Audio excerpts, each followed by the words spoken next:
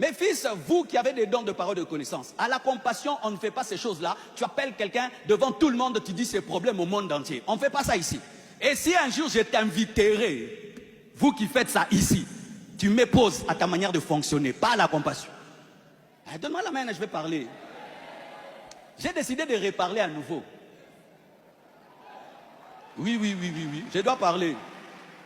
Vous qui exposez les problèmes des gens à la télé par vos paroles de connaissance, pourquoi vous ne les faites pas avec vos parents? Pourquoi vous ne les faites pas avec vos soeurs et vos enfants? Pourquoi vous ne les faites pas avec vos amis intimes? Vous les faites à des gens que vous ne respectez pas, que vous n'honorez pas. Vous utilisez les gens pour prouver que vous connaissez. Alors que le don n'opère pas pour prouver qu'on sait, le don opère pour aimer et pour changer les gens. Je viens à l'église, incognito, j'ai des problèmes chez nous. Toi, tu révèles dans toute cette église que j'ai laissé quelqu'un là-bas qui a un problème honteux. Oh, ta soeur telle a le sida.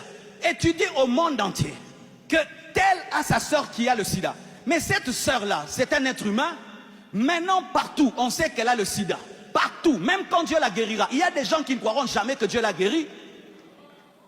La prophétie, la parole de connaissance est pour édifier. Ce n'est pas pour qu'on acclame le prophète, qu'on célèbre le prophète et qu'on dise que tu es terrible. Lorsque la prophétie est mue par l'orgueil, il y aura toujours de la méchanceté, même si c'est Dieu qui parle. Car l'esprit du prophète est soumis au prophète. Ce n'est pas parce que tu as vu que tu dois dire.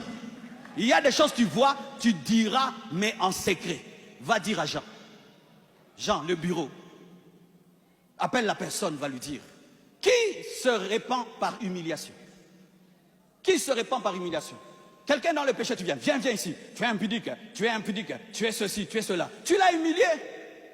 Les médecins soignent les gens, mais ne disent pas, j'ai opéré. Ils ne filment même pas comment ils ouvrent les ventres des gens. Nous, on doit tout montrer. Ce n'est pas parce qu'on a des caméras qu'on doit tout montrer. Ce n'est pas parce qu'on a des caméras qu'on doit tout montrer. Et voici encore, j'aimerais te dire, vraiment, écoute-moi bien.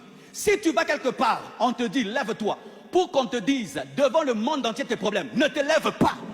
On ne te tapera pas. On ne te fera rien.